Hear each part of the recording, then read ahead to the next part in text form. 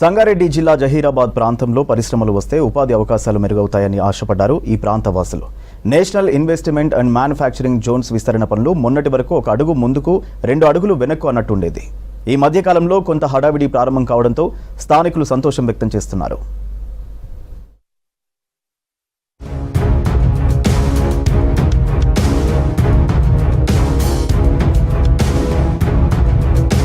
జాతీయ స్థాయిలో గుర్తింపు పొందుతున్న జహీరాబాద్ ప్రాంతంలోని జాతీయ పెట్టుబడులు ఉత్పాదక మండలి ప్రాజెక్టు పరిధిలో భూసేకరణ ప్రక్రియ వేగవంతమైంది. 2012లో దాదాపు 31,000 కోట్ల పెట్టుబడులు 3 లక్షల మందికి ఉపాధి కల్పించే లక్ష్యంతో యూపీఏ ప్రభుత్వం మంజూరు చేసింది.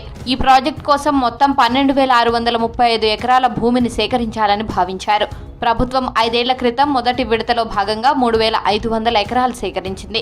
అందులో మౌలిక వసతుల కల్పనకు ప్రాధాన్యమివ్వడంతో పాటు 2 పరిశ్రమలకు స్థలాన్ని కేటాయించారు. ఇంతకాలం నెమ్మదిగా సాగిన భూసేకరణ ప్రక్రియ కొన్ని రోజులుగా ఊపందుకుంది. ఈ టీఆర్ఎస్ గవర్నమెంట్ 10 ఏళ్ల వరకు కూడా దీనికి ఎక్కడేసిన కూడా అక్కడనే ఉండిపోయింది. దీన్ని ఏమీ డెవలప్మెంట్ చేయలేదు.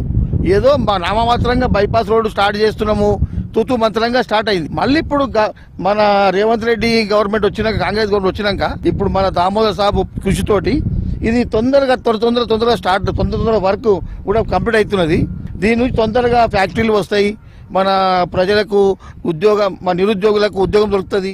13,000 ఎకరాల లోపల 32,000 కోట్ల పెట్టుబడులు ఇప్పటికే ప్రారంభమైనవి. అది వచ్చినట్లయితే సుమారుగా 3 లక్షల మందికి ఉద్యోగ అవకాశాలు వస్తాయి. ఈ ప్రాంతం లోపల ఎంతో మంది నిరుద్యోగులు ఐటీఐ చేసి, డిప్లొమాలు చేసి, ఇంజనీరింగ్ చేసి ఎక్కడెక్కడో పోయి బతకడానికి పోతున్నారు. కాబట్టి జాబ్ల కొరము బెంగళూరు లాంటి పెద్ద పట్టణాలకు మా ప్రాంతానికే మా వాళ్ళు కాకుండా బయటికి వెళ్లి మా ప్రాంతానికి వచ్చే పరిస్థితి ఏర్పడుతుంది ఫ్యూచర్ లోపల. సంగారెడ్డి జిల్లాలోని జహీరాబాద్ నియోజకవర్గం జరాసంగం, న్యాల్కల్ మండలాల్లోని 17 గ్రామాల పరిధిలో నిమ్స్ ప్రాజెక్టు విస్తరించనున్నారు. నిమ్స్ భూముల ప్రక్రియను కొలిక్కి తేవాలనే ఉద్దేశంతో జహీరాబాద్ లో ప్రత్యేక కార్యాలయాన్ని ఏర్పాటు చేసి స్పెషల్ డిప్యూటీ కలెక్టర్ను నియమించింది ప్రభుత్వం. భూసేకరణలో భాగంగా 2018లో మొదటి విడత కింద 3,500 ఎకరాలు సేకరించారు. భూములు ఇవ్వడానికి సంసిద్ధత తెలుపుతూ వచ్చే రైతులు, పరిహారం చెక్కులు తీసుకునేందుకు వచ్చే వారితో జహీరాబాద్లోని నిమ్స్ కార్యాలయం 4-5 రోజులుగా బిజీగా మారింది. మేడం గీతారెడ్డి గారు కృషితో జహీరాబాద్ ప్రాంతానికి నిమ్స్ అనేది ఇక్కడికి తీసుకుని వచ్చినారు. కాకపోతే దాని తర్వాత తెలంగాణ అలాగైపోయిన తర్వాత కేసీఆర్ గారి ప్రభుత్వము దాన్ని మొత్తానికి నిర్లక్ష్యం చేసి అది పెండింగ్ లో 10 సంవత్సరాల నుంచి పెట్టినారు. కాంగ్రెస్ గవర్నమెంట్ రేవంత్ రెడ్డి సారథ్యంలో వచ్చినది. దానికి ఇప్పుడు కంప్లీట్ చేయబోతున్నారు. 3 లక్షల ఉద్యోగాలు దొరుకుతాయని దీనికి అంచనా కట్టినారు. కాంగ్రెస్ పార్టీ అధికారంలోకి వచ్చిన తర్వాత రేవంత్ రెడ్డి గారి నాయకత్వంలో ఈ నిమ్స్ అనేది రైతులు కూడా ముంగట్టుకొస్తున్నారు. ఏదైతే 4 లైన్స్ రోడ్ ఉందో అది కూడా వేగవంతంగా జరుగుతుంది. భూసేకరణ కూడా వేగవంతంగా జరుగుతుంది.